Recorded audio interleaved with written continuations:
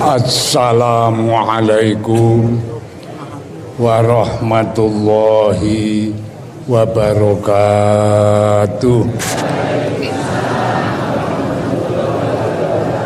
Limang perkara mau sing wong ahli jamaah ki sing nomor 5 arep dipapake nang swarga tanpa hisab, tanpa siksa. Nggih to nggih. Niki kula kelingan cerita. Nalika Kanjeng Nabi menika sampun lenggah wonten Madinah. Hijrah dhateng Madinah. Tunggal wekdal wonten tiyang sowan Kanjeng Nabi. Tiyange niku mripate mboten semerap. Terus sowan Kanjeng Nabi, tiyang niku namine Abdullah ibnu Ummi Maktum. Sapa Pak? Kae sing wong wedok kae ngalam Maktum lak kelingan bojone. Bojone jenenge Maktum ya. Ya terus niku Abdullah ibnu Ummi Maktum niku mboten semerap mripate. Niku sowan Kanjeng Nabi. Assalamualaikum. Waalaikumsalam. Kene dul nggih. Ana apa badhe matur Kanjeng Nabi priye? Panjenengan dawuhaken wong niku senajan salat nek ora tau jamaah panjenengan dawuh badhe dipun paringi siksa 12 werna. Dadi senajan salat niku ora tau jamaah niku karo Allah arep paling siksa 12 werna lho Kang. Bener. Panjen bener. Dadi 12 werna niku dipaparinke nang 4 panggonan. Sing 3 werna siksa diparingke nalika uripe nang alam donya. Wong ki nek arep ora tau jamaah, siksa sing pertama nang alam donya dilala rezekine ora barokah. Ping pindhone raine ora ana nure. Niki wong sing ora tau jamaah niku. Sing 3 werna siksa meneh diparingke nalika ketekanan sekarat pati. Nalika arep mati niku diparingi angel metune nyawa saka raga. Sing 3 werna meneh diparingke nalika wis mapan manggon nang alam kubure. Wong sing ora tau jamaah ki arep piye-piye nang kubure tetep peteng. Ndak iya teruske. Ya. Niki ngendikane Kanjeng Nabi. Sing 3 werna siksa mengko diparingke nang dina kiamat. Sahabat Abdullah matur ngaten menika. Bener Abdullah bener. Semanten Kanjeng Rasul kepareng kula matur priye kagem pribadi kula mbok inggiya panjenengan paringi kemurahan mboten jamaah Kanjeng Nabi. Dadi pamit karo Kanjeng Nabi arek ora jamaah. Didangu karo Kanjeng Nabi, alasanmu apa dul kok arek ora jamaah? Alasan kula 3 werni Kanjeng Nabi apa? Setunggal mripat kula kalihne wuta sedaya. Nomor kalih mboten wonten sing cok nuntun. Awet kula menawa ora anak ora bojo. Nomor 3 pun griya kula menawa tebih kalian masjid Kanjeng Nabi. Alasane 3 niki. Wuta ora ana sing nuntun, omahe adoh karo Kanjeng Nabi mantuk-mantuk. Ya nek ngono kanggo pribadimu kena dul ora jamaah. Niki matur nuwun sanget Kanjeng Nabi atas kemirahan panjenengan sangat matur nuwun. Gandeng pun jam 12 kurang 10 menit. Badhe nyuwun pamit. Oh iya. Medal tekan Nglawang didangu karo Kanjeng Nabi. Dul dalem mandeg sik. Inggih tak takon aku. Kowe lek kedongan gogok neng omahmu kono terus kok masjid kene iki dikumandangke adzan, kowe krungu apa ora swara adzan sing dikumandangke saka masjid saka omahmu kono? Mireng Kanjeng Nabi. Krungu, mireng. Tak jabut ora sida tak murai. Kudu jamaah ora peduli picek ora peduli ana sing nuntun. Pokoke krana kowe nang omah krungu adzan saka masjid kudu jamaah. Ora jamaah sambar gelap kowe. Walah masyaallah. Sahabat Abdullah menika anggenipun prihatos sanget. kepriye to dia akhiripun saka daleme sahabat Abdullah niki dipasang tambang lawang ini ditarik dulur tekan lawangan Masjid Nabawi mboten tebih namung 6.000 meter kok. Pirang kilo niku Kang? 6 kilo niku 6.000 meter dipasang tambang niku angger krungu adzan terus rambatan jamaah niku mergo ora ana sing nuntun wuto adoh omahe karo masjid niku lek ngreksa jamaah senajan adoh 6 kilo wong sing adzan sahabat Bilal niku nek adzan tanpa pengeras suara niku upamane nang masjid kene iki iso dirumus kok wetan-wetan masjid kono 8 kilo saka kene ngulon 8 kilo ngalor 8 kilo ngidul 8 kilo jadi suarane sahabat Bilal iki iso dirungu saka 16 km persegi tanpa pengeras niku jajal mula nggone omahe Abdullah 6 kilo saka masjid ya tetep krungu ta.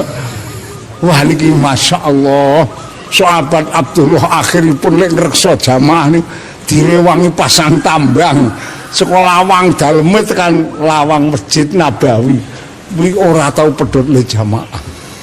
Nah kula sampean saiki monggo awake dhewe iki do dipetani omahe kula sampean iki lek karo masjid ana apa ora adohe 6 kilo. Ngono lho ya. Upamane karo masjid kok ana 6 kilo, saiki aku tak takon omahe sampean nek karo langgare ana pirang kilo. Nek ado nang masjid ya cedhak langgar, ayo nang langgar ngono padha wae kok.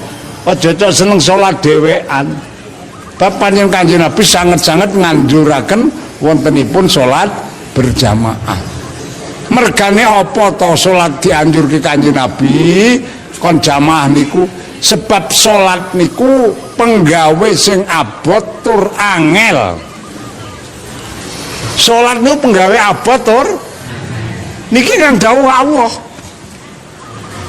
Allah cetha-cetha nang Al-Qur'an ning ngendika wasta'inu bis-sabri was-shalah fa innaha lakabiratun illa 'alal khashi'in.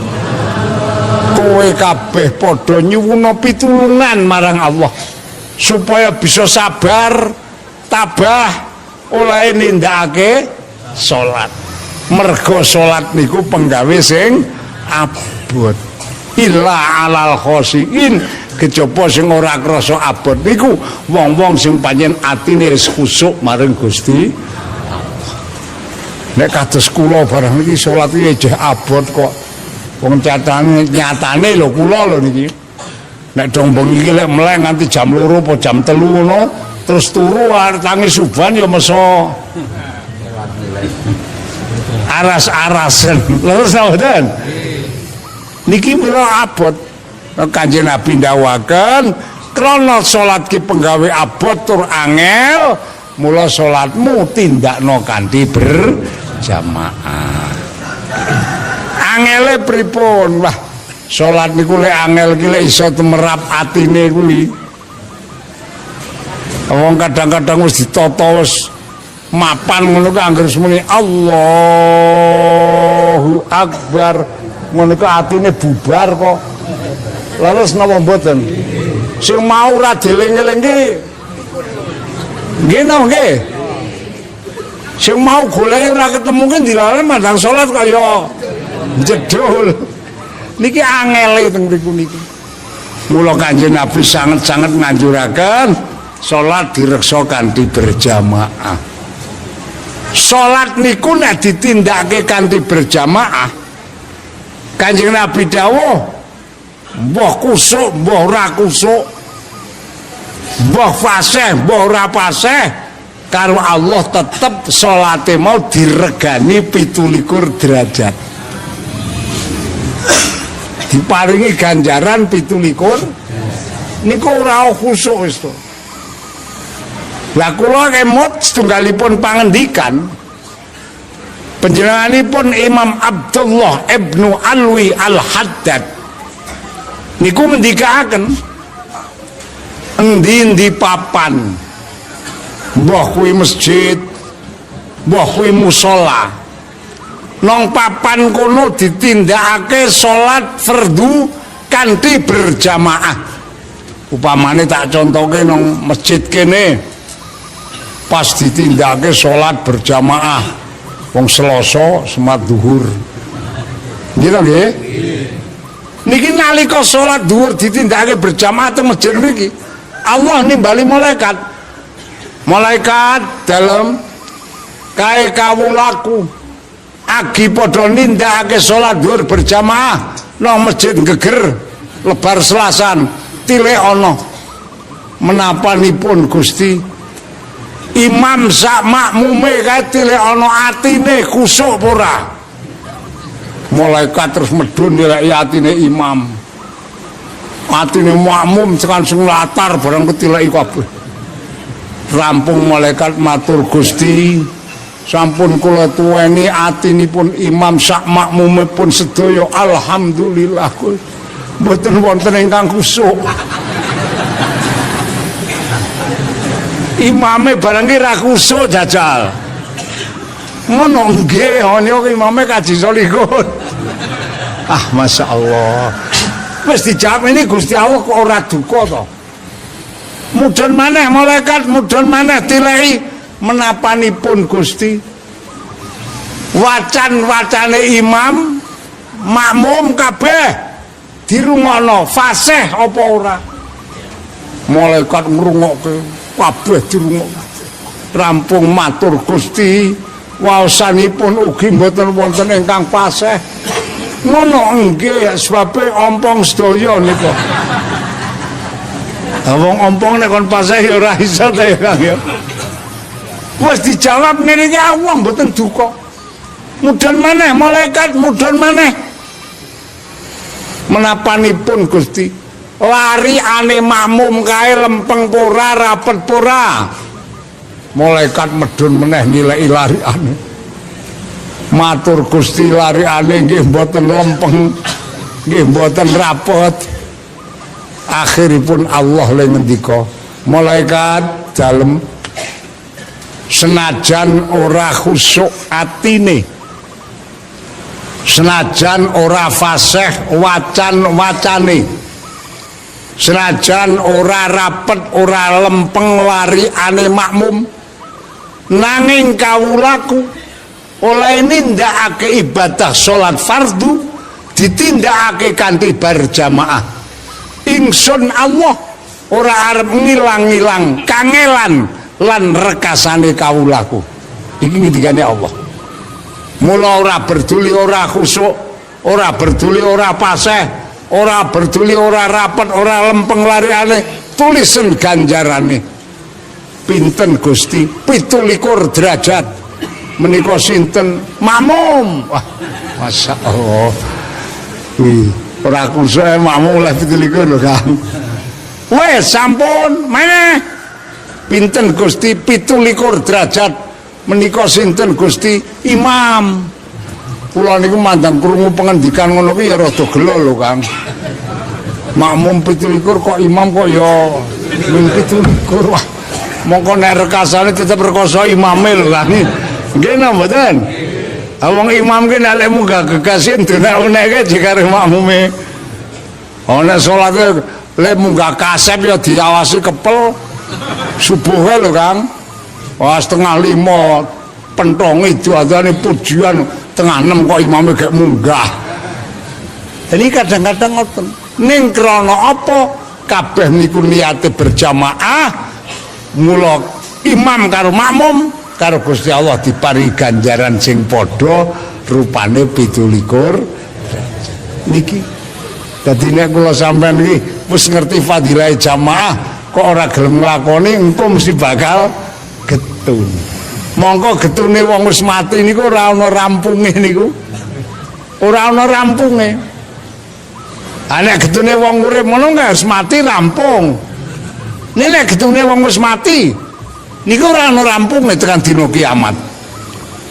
Mila saking menika muga-muga kula panjenengan sedaya leda diparingi pitulungan karo Gusti Allah do bisa nindakake ngaji Imas Senin, Imas Selasa, Imas Rebo, Imas dina apa wae, muga-muga kula penjelik do ngaji diparingono hasil ilmu ingkang manfaat. Ilmu manfaat niku ilmu sing bisa ndadekake slamete awak kula panjenengan dunyane nganti tekan akhirate.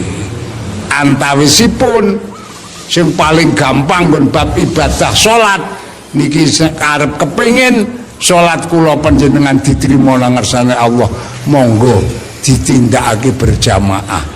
Upamane sampeyan arep jamaah nang masjid kok wis keri, ayo nang omah karo bojone karo anake ya kena. Nggih ta nggih? Nek masjid lalu langgarke jamaah aja ngedeke dhewe nang omah. Paham mboten? Sing utama jamaah ya nang masjid. Ini paling utamane salat berjamaah wonten masjid. Bab ngendikanipun Kanjeng Nabi, al masjidu baitu kulli taqiyin. Masjid kuwi omahe wong-wong sing padha takwa maring Gusti Allah. Lan Gusti Allah piyambak anggenipun dawuh wonten ing Al-Qur'an sampun cekto. Innama ya'muru masajidallahi man amana billahi wal yaumil akhir wa aqamas shalah. Angin pestine sing kewajiban makmurke masjid,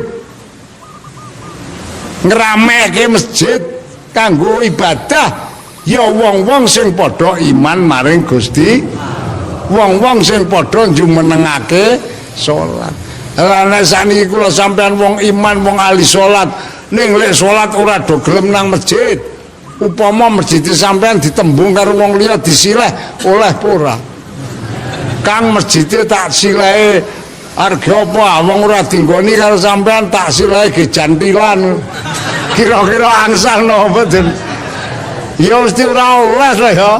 Lah mula monggo ngendikane Allah niki angin pestine sing kewajiban makmur ke masjid ya wong-wong sing padha iman maring Allah lan wong-wong sing padha jumenengake salat. Senajan iman ora tau salat ya ora iso arep makmur ke masjid. Ana apa ora Kang? Wong iman yang ora salat ana apa ora?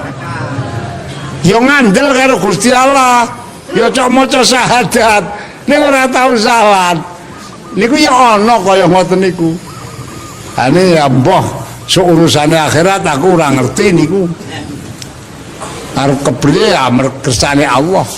Lah kula sampeyan iki monggo sing didhawuhi Kanjeng Nabi, nek kula panjenengan iki wong iman, wong ahli salat, monggo masjid bareng-bareng dimakmurake kanggo nindakake salat berjamaah.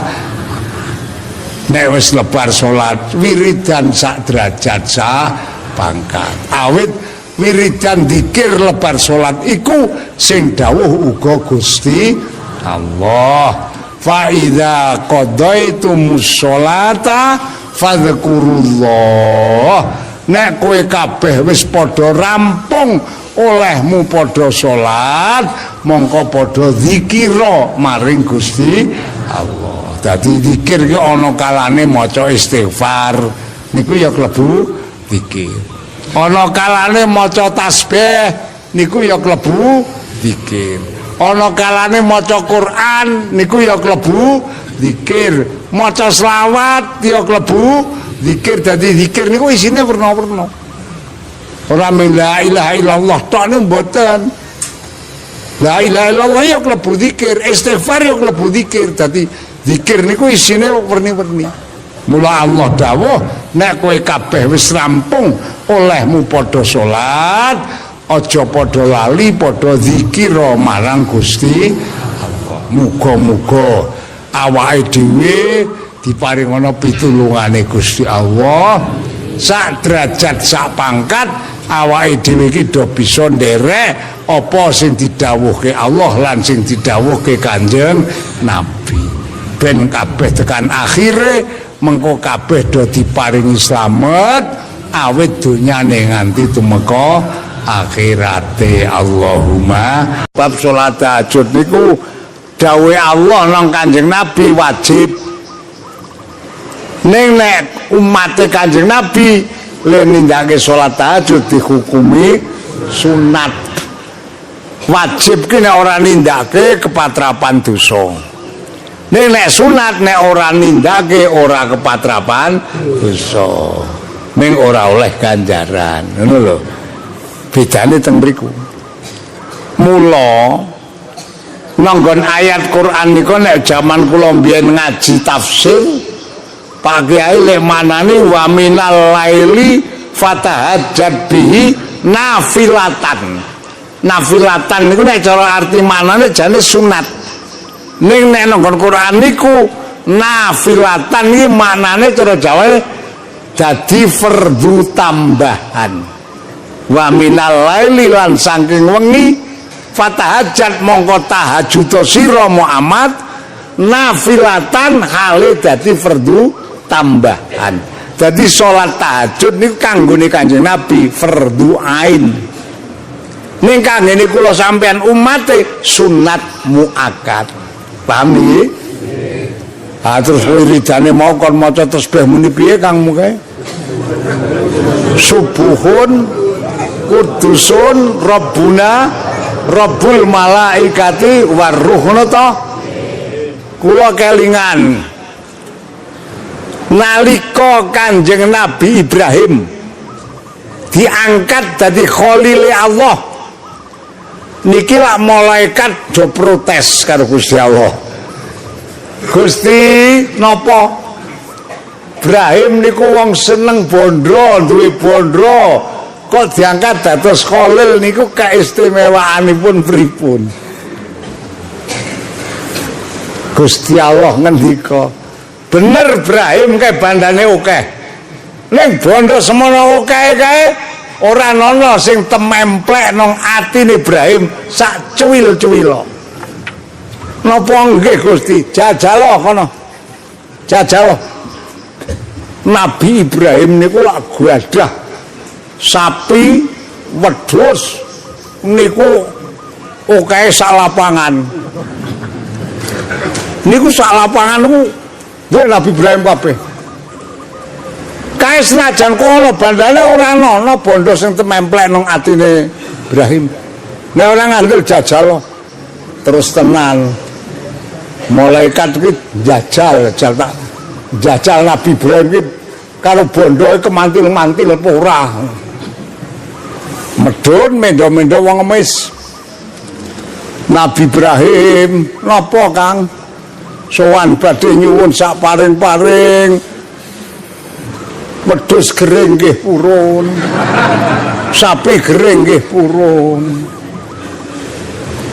Nabi Ibrahim ngendika sapi kuwi duwe aku kuwi Gusti Allah aku ki mung digadhohi nek kowe njaluk sapi gering ora ana sing gering wedhus gering ora ana sing gering wis ngene wae. Angger kowe gelem maca tasbih subuhun kudusun Rabbuna Rabbul malaikati waruh kuwi kabeh seprapate sapi seprapate wedhus tak wehke kowe kabeh.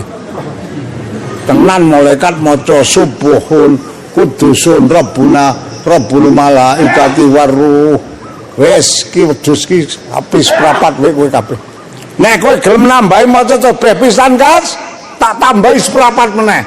Malaikat maca subuhun kudusun Rabbuna Rabbul malaikat. Wes iki sing separo kowe sapi. Wedhus iki. Nek gelem maca meneh tak tambahi seprapat meneh. Akhirnya malaikat maca meneh. 2/3 iki wis malaikat. Nek kowe kok gelem maca sepisan Kas tasbih kabeh iki tak wehke kowe. Malaikat maca subuhun kudusun Rabbuna Rabbul malaikati waruh.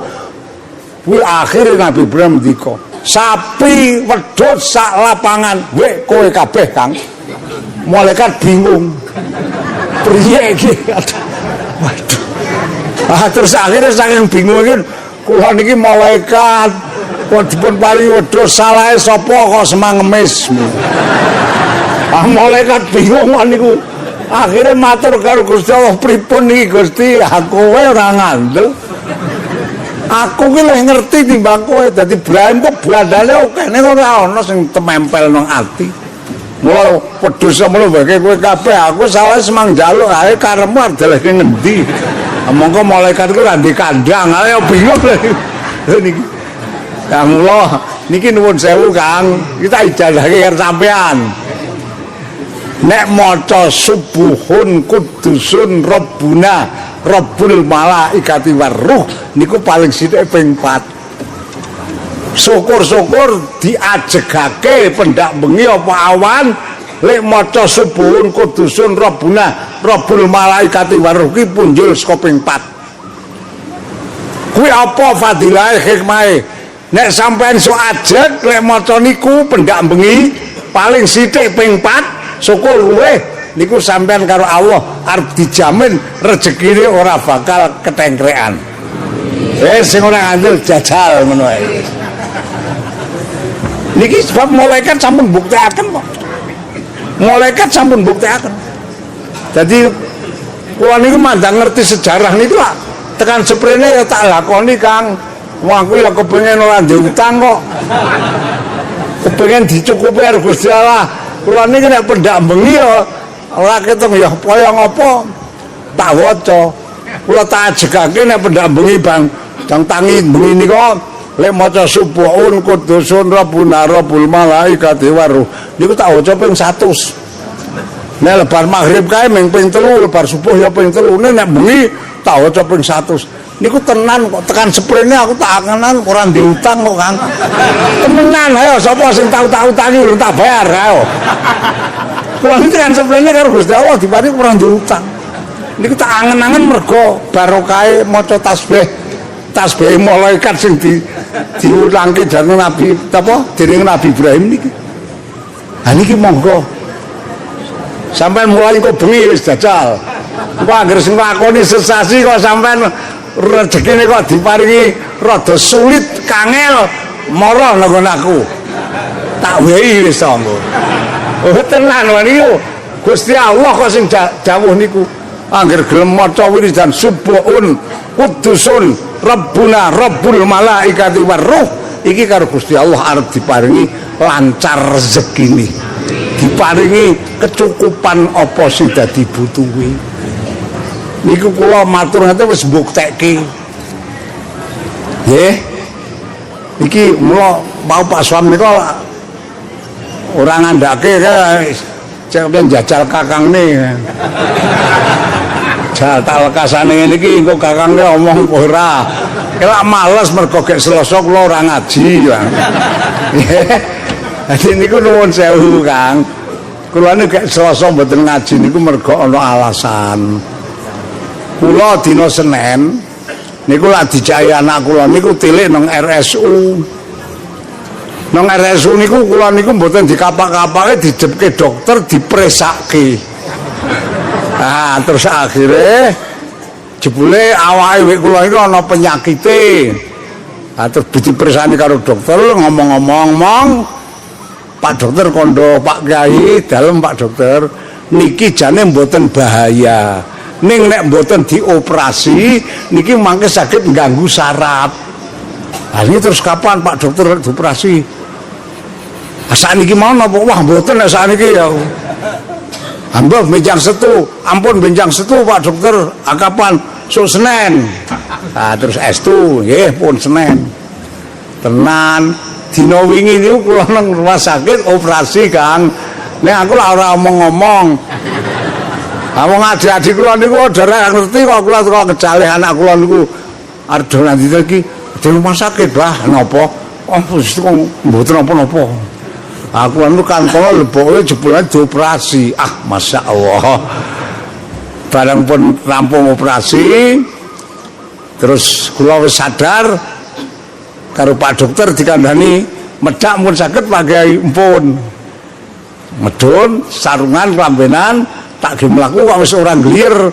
Aku kandha karo Pak dokter niki nek angsal Pak dokter angsal. Jadi operasi orang nginep nih kayak kula niku. Wingi niku tak operasi. Lah niki mergo penyakit niki wau. Mula saking meneh monggo. Kula tak syukuri dhateng Allah.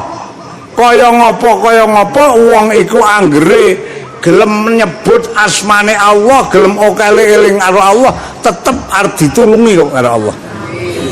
Pitados to mboten. Mula monggo awake dhewe do ajar. Kula niku nganti maesuke nganti sing judeg. Pel esuk tangi turu. Kula niku gak nyimak bocah-bocah sing do ngapalke Quran niku. Kok lo ngarep wis ditunggu tamu pirang-pirang masyaallah. Iki gak do napa. Sareng sampun kula rampung lek nyimak Quran lare-lare kula temoni jebule tamu niku ora wong kene. Sing kalih niku tak takoni panjenengan pundi, Pak? Kula Purworejo. Ha panjenengan kula Sleman. Ha panjenengan niku sing setunggal niku tiyang anu Widusari. Oh, terus ajeng napa ngomong-ngomong niku dereng ngantos wangsul. Teko meneh tiyang Kudus. Wes omong-omong niki dereng wangsul. Teko meneh tiyang Purworejo meneh. Dadi wong Purworejo iki rong ambalan. Bareng pun sudah rampung kabeh wis tak omong-omongan sekecukupan. Jur kula nang mburi tata-tata arep mangkat mriki. Kok dikandani wonten tamu malih, Pak. Sapa? Duka nika wonten ngajeng tak tilaki nang ngarep jebulane Pak Kiai Asroi Kendal. Niku karo Bapedane Kendal, karo Basnase Kendal, karo sing setunggal niku sopire apa-apa. Enten napa Pak Asroi? Omong-omong. Oh, wis kecukupan. Terus lan akhire Pak Asroi itu krasa niki lak pas acara pengajian to Mbah Kiai. Ha nggih. Iki yo wis adilek do pamit engko ndak semesake ndak sing do nunggu ndak darani Mbah Kiai ora teko meneh. Jadi kula lek teko rene ngaji rada kawanan iki wing ribut le nemoni dayo. Masyaallah. Aku tak pikir wong nek kokean utang pancen akeh wong nagih. Ini kabeh do nagih njaluk pendonga ayo nagih niku. Masyaallah. Masyaallah. Kula tak syukuri datang Gusti Allah. Dene-dene Allah kok maringi kawelasan.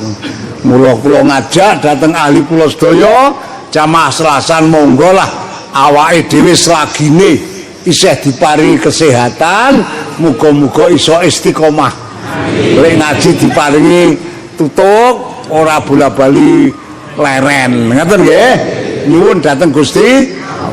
Sampun wangsul kula aturaken.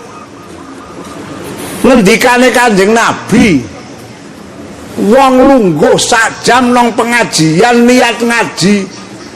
Mbah inter, mbah ora, mbah mudeng, mbah ora wis pokoke. Ning nek kok omah ki niate napa? Tekan kene iki turu bareng oleh kok. Angger niate ngaji lek turu ora luru. Teko dhewe to niku tetep Kanjeng Nabi dawuh lungguh nang pengajian sak jam niat ngaji iki ganjarane luwih utama tinimbang sampean nglakoni salat sunat 100 rakaat jajakan. Wis tau jajal mbokan salat sunat 100 rakaat ki wah rampung dengkule lak mlonyot niku. Lah nek kula sampean kok gelem telaten nang kene iki ngaji, niat ngaji, jagong sak jam niki diparingi ganjaran luwih akeh tinimbang nglakoni salat sunat 100 rakaat. Mula nek kula panjenengan wis ngerti hikmah ngaji ngeten iki kok ora ngregake ngaji, mengko nang akhirat bakal rugi. Sebab wong sing do ngaji-ngaji karo Gusti Allah diketoki ganjarane sampean ora tau ngaji ora kok ngono. Wah ngerti ya. Biyen aku tak melu ngaji, lanjur usul karo Gusti Allah. Gusti, mbok kula dibaleke teng donya, Gusti tak ngaji. Gusti Allah le jawab pripun ora usum muni ngono kuwi. Jadi ora iso dibalekke ora ana wong mati bali nang donya mboten wonten. Mula mumpung sedo diparingi urip, monggo awake dhewe ditata penggalihe diniati ingkang sae, ledo tindak ngaji diniati golek ridane Gusti Allah, nyuwun tambahi ilmu sing manfaat sing kabeh mau mangke kangge sangu anggenipun kula sampeyan kabeh lek arep padha ditimbali ngadep sowan nang ngersane Gusti. Pokoke teko donga dilunga ya Pak ya. Muga-muga kabeh sing do rawuh iki paring ana slamet. Paring ana istiqomah. Lek tindak ngaji diparing ana ikhlas, iso dadi sangune kula sampean kabeh. Mengko sawanci-wanci nek kita iki ditimbali ngadep sowan nang ngersane Gusti. Kula niki ya gumun. Wau niku ana tamu. Niku njaluk pengajian sing setunggal iki sok Sawal. Yo sing setunggal malih niku lek njaluk pengajian sok Bodho Mulut. Ah, masyaallah. Pak, lah sampean njaluk ngaji kok sok Sawal sok Bodho Mulut kok apa sampean iki yakin nek aku iki tekan semono sok urip. Wah, tasih Mbah Kyai. Oh, tetep nyuwun kalih Gusti Mbah Kyai tasih paringane urip tekan sok ya. Oh, dadi nek ngono aku mati gasek ya urung oleh dereng. Masyaallah. Kula niku masyaallah.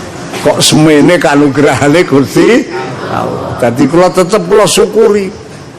Nggih, kula lek matur ya insyaallah, Pak. Nek aku jeh urip ora ana alangan, sok Bodho Mulut aku tak lara nang sampeyan.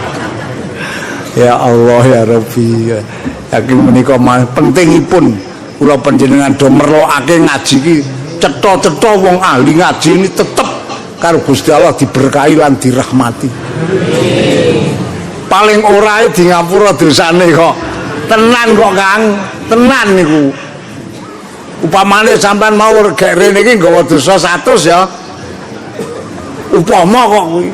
Iki sawise ngaji niki ora ketung nang kene karo turu kaya ngono kae. Ora apa-apa. Iki engko bali iki sing 100 iki dosane wis ilang kabeh. Kok ndarani amang sampean nek kandhane ora patek ngandel urung tau kepethuk dosa kok ya. Nggih no nggih. Ane wis ngerti dosa, upama kok menungso iki weruh dosa ngono kok ngaji niki ilang ora ana wong sing ora gelem ngaji.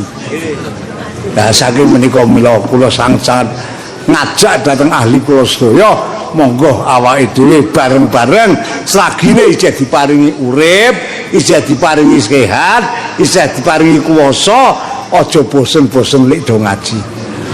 Wong sampean tekan kene iki aku ora kudu sampean tak kon ngrungokke kok. Ora. Kok upama sampean mbok kula sing tak ngaji kene Kang gentenan. Aku tak ngrungokke gelem kok aku kok.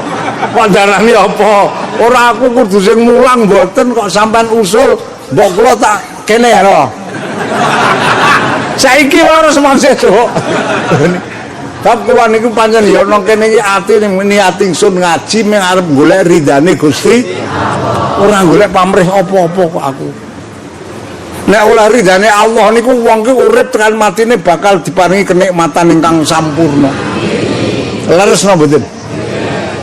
Wong nek ora ridane Allah kok matine kan dilalae ya diparingi husnul khotimah. Metune nyawa saka raga iki dilalae ora krasa lara. Mergo oleh ridane Gusti. Mengko nang kubur iki ya diparingi padang jembar kubure. Masyaallah. Mula awake dhewe monggo bareng-bareng le ngaji le ibadah aja niat apa-apa mung niat golek ridane Gusti Allah. Insyaallah kabeh besok le kumpul iki pel saiki tekan sok. Gelem ora ayu. Pel saiki tekan sok. Wah mung saiki tok le kumpul. Sok nang kono dhewe-dhewe. Ora ya. Yes, sok aku ngindil sampean wis. Ya. Aku nang burine sampean wis, Cuk. Muga-muga Gusti Allah ngijabahi bareng-bareng ya Pak ya. Allahumma donga dinunga kabeh paring ana bagas waras, panjang umur sing manfaat barokah, paringi slamet dunyane slamet akhirate. Setunggal kula kepingin ngaturaken hadise Kanjeng Nabi. Kanjeng Nabi paring dawuh yatsba'ul mayyita salatun fayarji'u ithnani wa yabqa wahidu yarji'u maluhu wa ahluhu wa yabqa amaluhu. Sing cara Jawane sing bakal ngintil karo mayit wong urip wis mati lah dadi mayit. Nah niku sing arep ngintil mayit nganti tekan kuburan niku 3 perkawis. Sing arep ngetutke niku 3 werna. Napa? Kate-kate Kanjeng Nabi setunggal maluhu bandane. Bandane niku malu ngetutke. Nomor 2 wa ahluhu keluargane. Nomor 3 amaluhu amal perbuatane.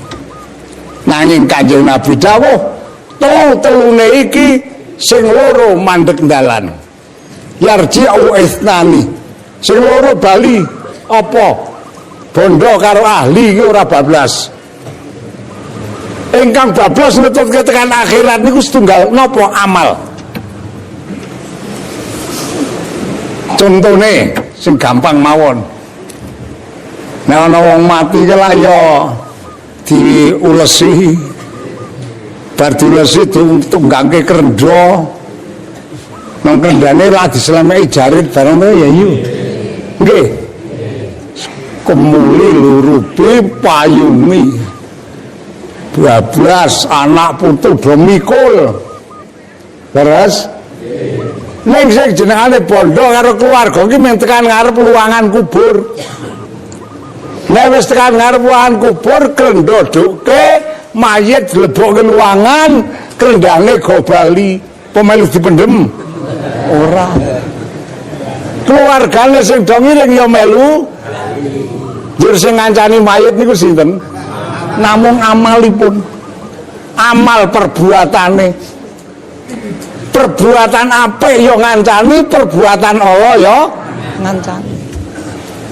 Nah niki kula terus kelingan biyen niku nalika nang pondok niku guru kula niku ndongeng. Pas ngaji tareh niku ndongeng. Isih kene ngaji tareh prae ndongeng wae kok nang nggih. Jaman biyen kuwe ana wong lanang rabi oleh wong wedok. Iku guru kula. Lah akhire karo Gusti Allah diparingi anak lanang 3. 3 lanang kabeh. Sing barep dijenengi Slamet. Sing nomor 2 jenengi Bejo. Sing nomor 3 jenengi Untung. Slamet, Bejo, Untung. Mandang bocah-bocah ki wis do lair wis rada-rada gedhe mangsane arep sekolah karo bapakne dikumpulke kene nang tak takon nggih Pak Slamet sing barep ya nggih cita-citamu besok gedhe dadi apa Met sing anak-anak lanang barep kula cita-citanipun benjang dadi insinyur Pak. Aben apa nek damel griya kersanipun saged sae. Bapakne krungu anake lanang sing barep kepengin dadi insinyur ku bombong atine. Ya nek pancen cita-citamu dadi insinyur, sekolah sing mempeng, tak ragati. Ora nrane bapak selak. Sing nomor 2 Bejo. Jo. Teko ora kuwi? Ditakoni. Kowe besok gede cita-citamu dadi apa, Jo? Kula gadah cita-cita dadi dokter, Pak. Wah, jan tegak tenan. Bapakne iki lan duwe anak cita-cita dadi dokter bungae pol. Ya, nek kowe cita-cita dadi dokter, sekolah sing mempeng tak ragati. Soalnya dadi dokter nek bapakne lara ora semang gono rumah sakit ya. Wis. Bapakne anak loro sing siji kepengin dadi insinyur, siji pengen dadi dokter, bungae pun pol. Sing ragil takoni, untung, tong dalem, kowe cita-citane besok gede dadi apa? Untung niku aneh dhewe. Kula ngoten mboten ajeng dadi napa-napa, men kepengin dadi kiai, Pak. Bapakne niki duwe anak kepengin dadi kiai gelo. Wis semarne kiai, ngono. Anjir nek kiai ki oleh apa? Anggih mboten asal napa-napa.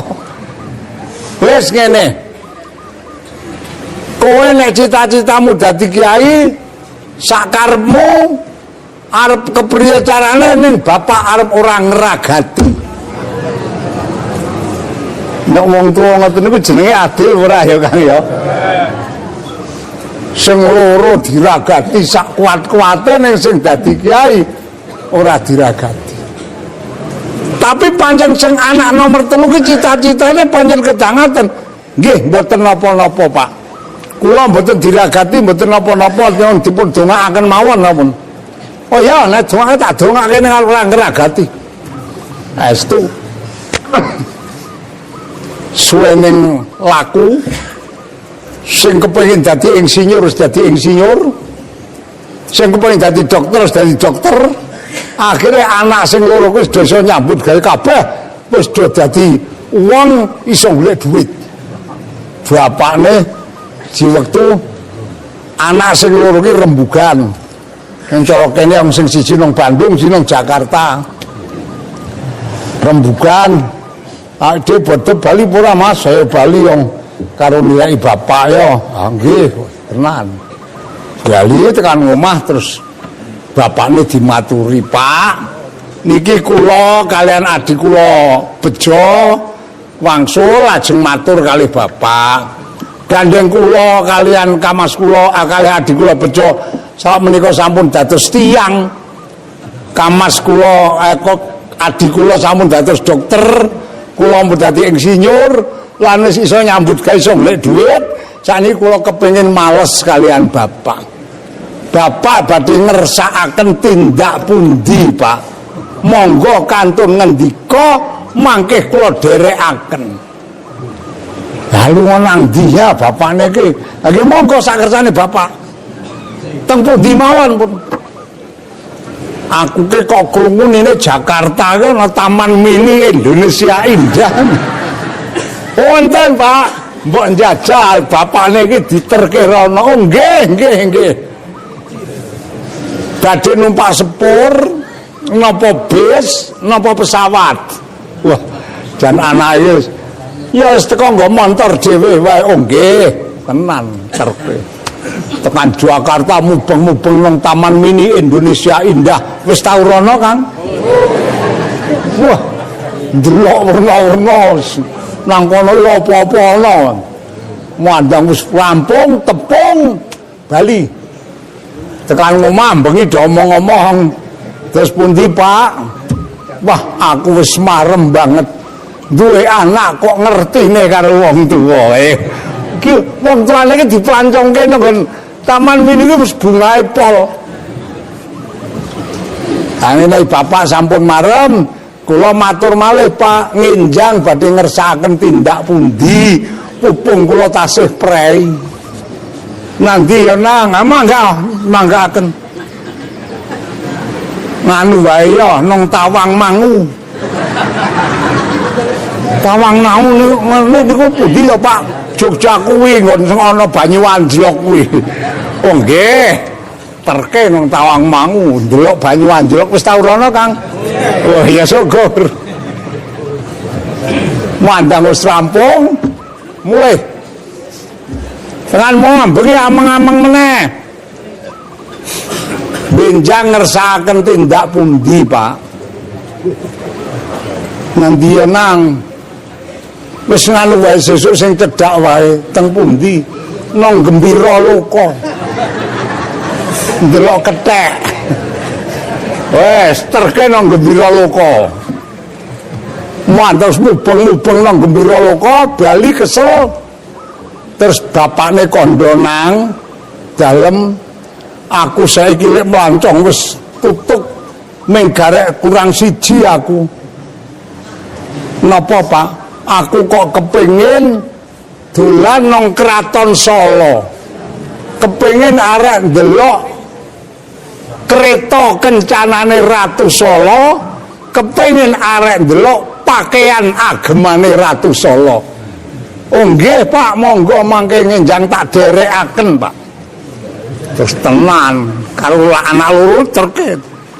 Mandang tekan Solo, wis weruh nggon kraton, wis weruh klambine kratu, wis weruh kereta kencanane, wis jo nang Bali aku wis marem saiki. Dan tekan omah omong-omong nang dalem Pak. Aku ke mandang weruh klambine ratu, weruh kereta kencanane ratu, aku kok kepengin to duwe klambi sing kaya klambine ratu. Kira-kira kowe iso gaweke apa ora? Lan kepengin nunggang kereta sing kaya kereta kencanane ratu. Nggih Bapak ampun kuatos. Mangke kula ikhtiarke Pak. Tenan anake lanang umpamane sugih dhuwit. Wah akhirnya diandake kereta kencana kula ya ora murah wong ana plepete emas barang. Mandang wis dadi klambine barang dadekke padha karo ratu tukoke jarane sing pancal.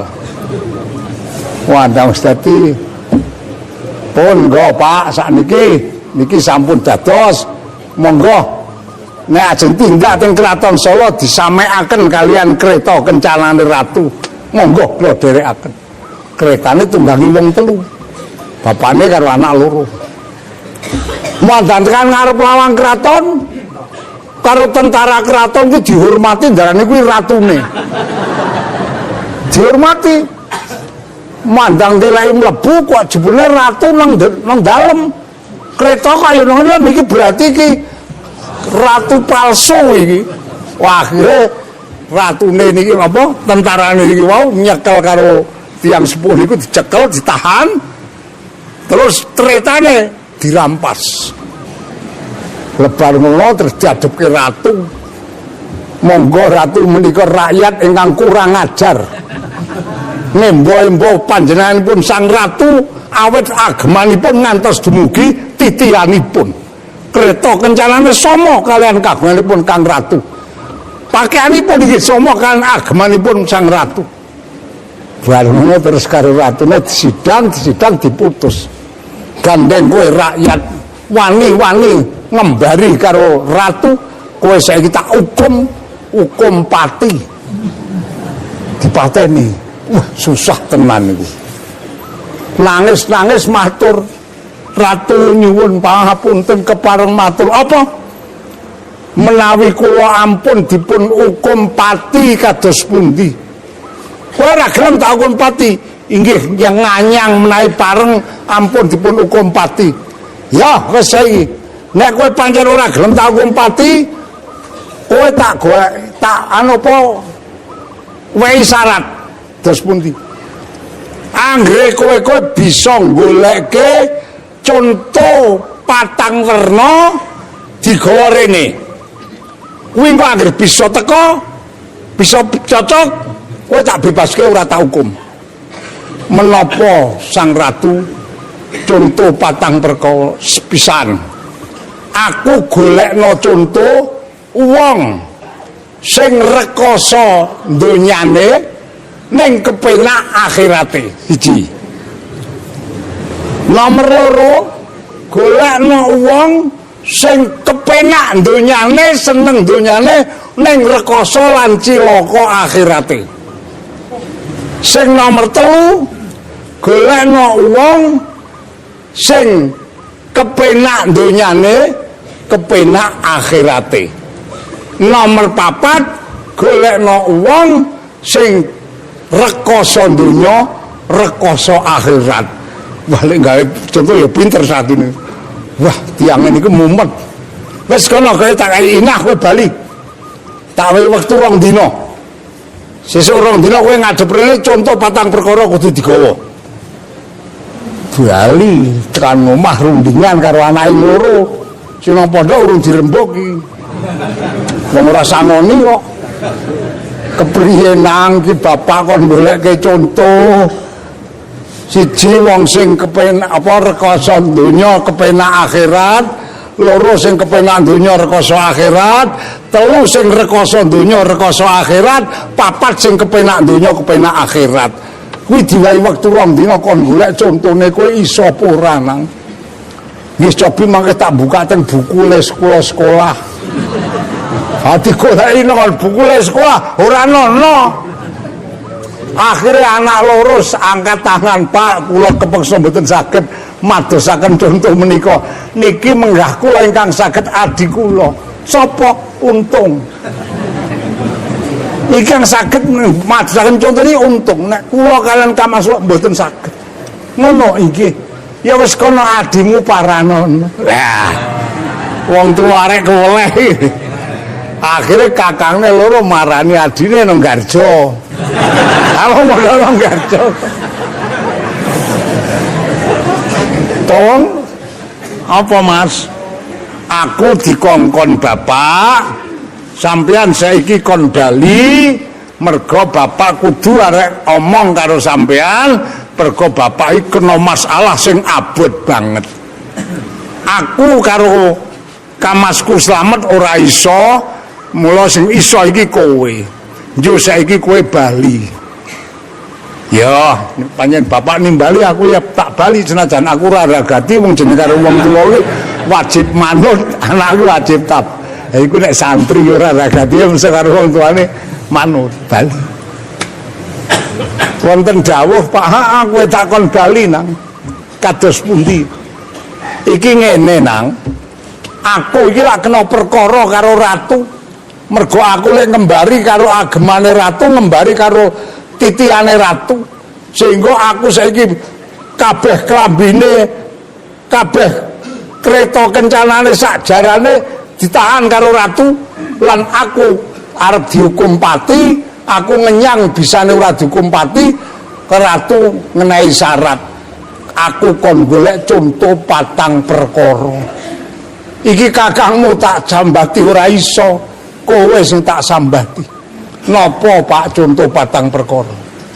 Aku iki kon golek contoh siji, wong sing rekoso donya kepenak akhirat. Loro, wong sing kepenak donya rekoso akhirat. Telu, sing rekoso donya rekoso akhirat. Papat sing kepenak donya kepenak akhirat. Iki diwehi wektu 2 dina. Anake dledeg niku sing santri pondok. Nggih cobi Pak, kula tak istikharah riyin, tak nyuwun prisa kalih Allah. Oh jenenge santri ora susu. Oh iya. Dalu istikharah. Enjang-enjang tersan. Kapan anggenipun badhe pun timbali dateng ratu? Sok Senin. Nggih. Kita siap Pak, monggo kula dherekaken. Kula dherekaken. Ngantos dumugi ngajenganipun sang ratu. Mangke menawi ratu ndangu kok sekinten bapak mboten saged jawab, kok kula kepareng makili jawab pikiran ratu. Mangke kula ingkang jawab Pak. Santri pondok. Oh iya. Tenan dina Senin nyewa andong. Awak wis landhe kereta. Andong siji tunggange wong 4, bapakne karo anake 3. Wis jo mangkat keteklak cara nang kene tekan nggon Buk Nawa kae weruh ana wong mancing nang pinggir buk kuwi katokan cekak mlejet ngopancing nang pinggir buk kuwi ditamatke karo bocah anak lanang sing nang pondok iki lesane iki ora leren le zikir wujude mancing ning cangkem iki zikir terus mandek sih, apa? Wong mancing kayak gawa. Parsuman ratu kok gawa mancing. Iki urusanku Kang, pokoke gawa. Bapak iki sane slamet iki gawa mancing iki. Oh iya, tercedhaki. Pak, dalem panjenengan niku lek nyambut gawe mancing niku sedinten cok angsal pinten. Wah, mboten mesti Mas, wong kula niku tiyang mboten gadah ora dadah, ora sangkrah, ora anak, ora bojo, ora gubuk, ora omah. Nggih kaya ngeten iki kadang-kadang nggih pikantuk, kadang-kadang mboten. Nuwun sewu, Pak. Saniki sampean melu kula kendel lek mancing tak upahi 10.000, Pak. Teng pundi? Njuh melu aku tak tunggangke andong tak jak sowan ratu. Oh nggih, nderek. Melu wis. Mlaku caklak teklek tekan nggon Abang Ijo Kodim. Kae weruh ana wong wedok nggo bebek sak dhuwur dengkul. Ora nggo kudung. Klambine niku ketok keleke.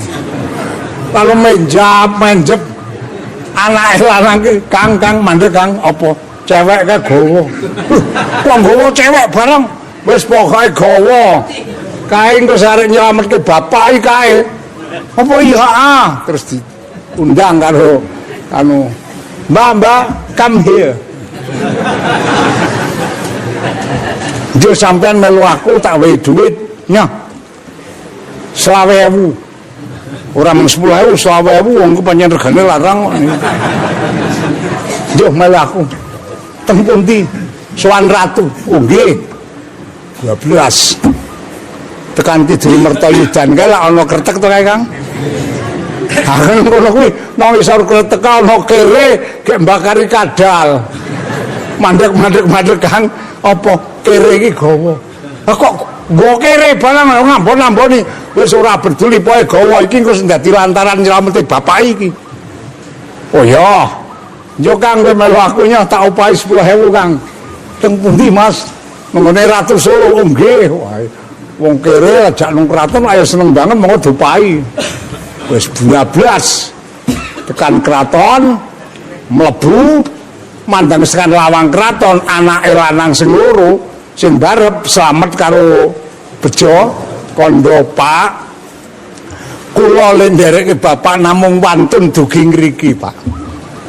Nek mlebet ngajengan ratu kula mboten wantun nyemanggaaken kula mboten badhe nderekaken ngantos dumugi ngajengan sang ratu. Kula namung dumugi mriki.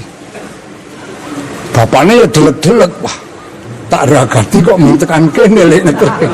Malah anake sing ragil. Bapak mboten usah kuwatir. Kula ingkang nderekaken bapak ngantos ngadep sang ratu.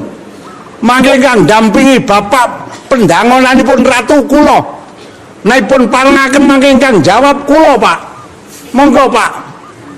Terus mlebu sing loro mandheg nang lawang. 12 tekan jero takoni priye Kang wis nggawa contohmu nyuwun sewu sang ratu kepareng kula matur menawi pendangonanipun sang ratu meningkang atur jawaban anak kula ragil menika kepareng menapa mboten sapa untung naminipun sekolah nanti mboten sekocal ana ndi mondok menika ingkang badhe atur jawaban makili kula kepareng ya kena ya nang dalem kowe anake bapak iki nggih sing ragil nggih sekolah mboten nang ndi mondok ha iki bapakmu kena perkara tak hukum pati ning bapakmu ngenyang bisane ora dihukum pati golek kowe kesempatan nggawa syarat apa tak kon golek syarat patang werna. Contoh patang perkara. Iki saiki wis mok gawa apa hurung. Menapa sang ratu patang perkara? Siji bapakmu takon gawa contoh wong sing rekoso donya kepenak akhirat. Wis ana. Insyaallah sampun kula bekta. Sekedap kula pendete wong mancing iki mau. Kang yo ngadep mlebu timbali sang ratu. Wah, mboten wonten ora apa-apa mung timbali kok. Engko aku sing nanggung jawab nggih menika sang ratu contonipun ingkang rekoso donya kepenak akhirat wis sapa niki tiyang melarat mboten dadah mboten sangkrah mboten anak mboten bojo penggaweanipun namung mancing namung senajan tiyang melarat ibadahipun dzikiripun mboten nate pedhot donyane rekoso ning akhirate bakal manggon nang swarga menika contonipun kang rekoso donya kepenak akhirat ratune mantuk-mantuk. Ya. tak tampa nang lehmu gawe conto. Sing nomor loro nang inggih bapakmu takon goleke conto wong sing kepenak donya rekoso akhirat. Inggih insyaallah sampun kula bekta. Sekedap kula aturane mlebet Mbak dalem timbali sang ratu. Mboten ora apa-apa. Menika sang ratu. Sapa kuwi? Menika cewek jalanan nyambute gawe sekeca, tunggangane motor, turune nang kasur. Bayarane larang. Ya, dunyane kepenak. Wong lek nyambut gawe iki mung sedhewe bayarane akeh. Somomo. Ale mikir besok nang akhirat, begitu mlebu kubur disate karo malaikat. Wong iki bakul dompet. Ratune mantuk-mantuk. Kok pinter ya nang santri pondok. Sing nomor 3 nang. Bapakmu takon golek conto wong sing rekoso donya rekoso akhirat, inggih insyaallah sampun bekta. Wong kere mau sing makan kadal menika ingkang rekoso donya rekoso. Kuwi sapa? Menika kere mboten gadah griya manggone nang ngisor jembatan, ora tau salat, ora tau ngaji selasan. Pakanane kadal barang haram. Niki wis donyane wae kere nang akhirate mlebu neraka wong ora ngibadah. Ratune mantuk-mantuk. Ya. Garek kurang siji nang. Kapan siji kok bener kowe lek gawe contoh bapakmu tak bebaske. Ora sida tak hukum. Menapa sang ratu? Golekno contoh wong sing kepenak donya, kepenak akhirat. Iki ya tok ngentol. Wah, nyuwun sewu sang ratu menika radi angel. Kula nyuwun inah menawi kepareng kula tak nderek salat hajat riyin wonten papan. Ya nek arep salat kae kono kae kulae. Engko mampan kamar kono kae ya. Nggih. Salat hajat teng rakaat metu saka salat. Priye? Insyaallah sampun kepanggih. Endi tiyang ingkang sekeca donya sekeca akhirat inggih panjenengan sang ratu. Awit panjenengan nang donya dadi ratu sugih bondo gong binacara tumindake jujur lan adil ditresnani karo rakyat ngibadahi mempeng nang donya kajen nang akhirat papake nang swarga panjenengan ingkang kepenak donya kepenak ratune mantuk-mantuk. Ya bapakmu tak bebaske nang Pak Nun oleh utawa ora oleh anakmu ragil arep tapek mantu. Wah, masyaallah santri pondok dhewe mantu ratu dah. Nah niki contone mulane kula panjenengan sedaya alah ya teko alon-alon ditrateni niku jebulane bareng tak teliti-teliti dongengan niku realisasi saka hadis ingkang kula aturaken wau. Ya baul mayyita salasan fayarju isnani wa yabqa wa itu. Jadi anak sing barep selamat karo anak sing nomor loro kuwi contone anak karo bondo. Anak ku layane ngragati kula sampean ya meneng ta. Ane nyatane nek kula sampean mati ya mengeterke tekan ruangan, ora melu mendem. Nggih ngoten. Bondo iki lek golek jan rekoso tenan kok Kang, nganti rewangi luhuran kok. Iya ora. Alah nek kula sampean mati ora bakal digowo. Ngandel ora. Kalunge wis sampean ki lek golek lah yo angel to. So nek mati tinggal apa gawa. Iki contone anak sing nomor 2. Lah sing ora diragati kuwi anak sing nomor 3 kuwi contone ya ngamal soleh. Sing jenenge ngaji selasan iki ora barang sing enteng lho Kang. Ora oleh pitulunge Allah, ora kelakon kok sampean tekan kene. Leres napa mboten? Wong ana kok sing kepengin ngaji selasan ming sepisan tok kapok. Wah, ngaji ora oleh apa-apa meni ngono kuwi. Dadi jenengane pancen golek akhirat niku masyaallah angel. Niku kula panjenengan niku sing anak sing nomor 3 ki do ora gelem ngragati. Rupane kaya dene amal bagus ki salat tahajud ki ketoke ya sepele ning ya jan angel nomor koso Ya angel ya rekoso.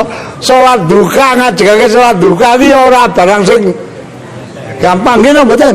Nah, mila saking menika muga-muga kanthi lantaran kula panjenengan ngaji menika Gusti Allah paring pitutuh lan pitulungan.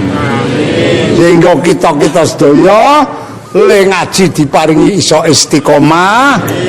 Mengko tekan pungkasane dikersake Allah pungkasan husnul khotimah. Allahumma